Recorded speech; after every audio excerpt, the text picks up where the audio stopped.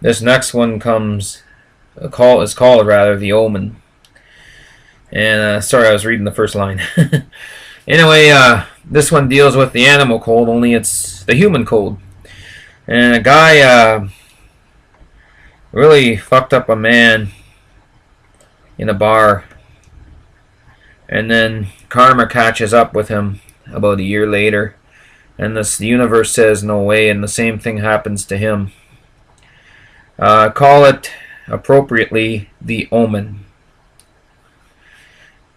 He, the Reaper, comes, dressed in a black trench coat, to stake his claim when revenge comes, orders a shot of scotch and a bourbon, to seek out those unfortunate doldrums, needing punishment and revenge.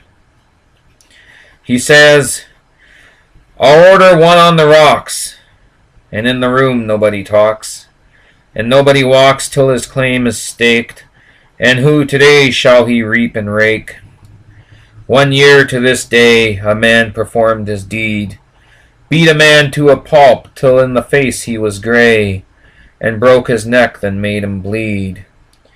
And the air was quiet for at least a little while, his long black hair that made him smile, but he ceased to acknowledge the kiss of death was coming.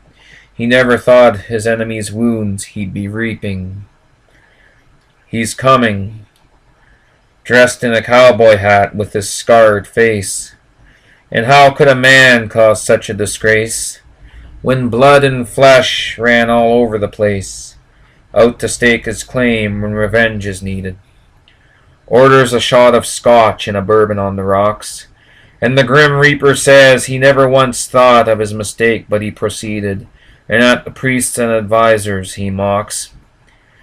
And at the fair the old man said it's coming for him, because he staked out the other man and left him for dead.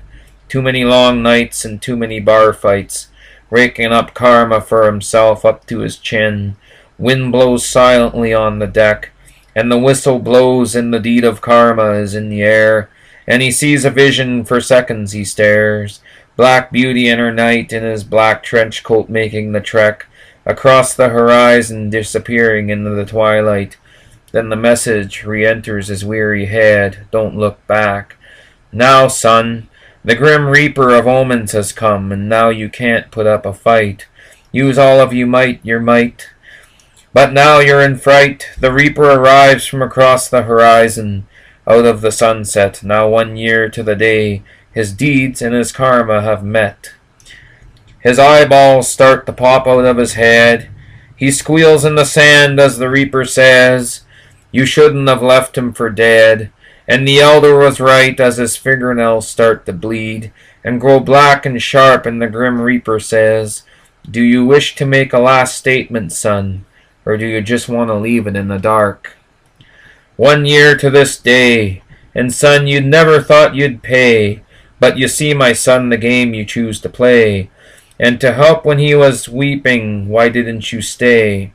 As the horse lets out his evening whining, the man's body is now bent back, vertebrae out of place, and his head is spinning, and he yells for his mistress in distress, but nobody's responding. You chose to be selfish, the reaper mutters cautiously, and like his enemy before him, the man is now weeping. Remember me, chief, a familiar voice echoes from the past.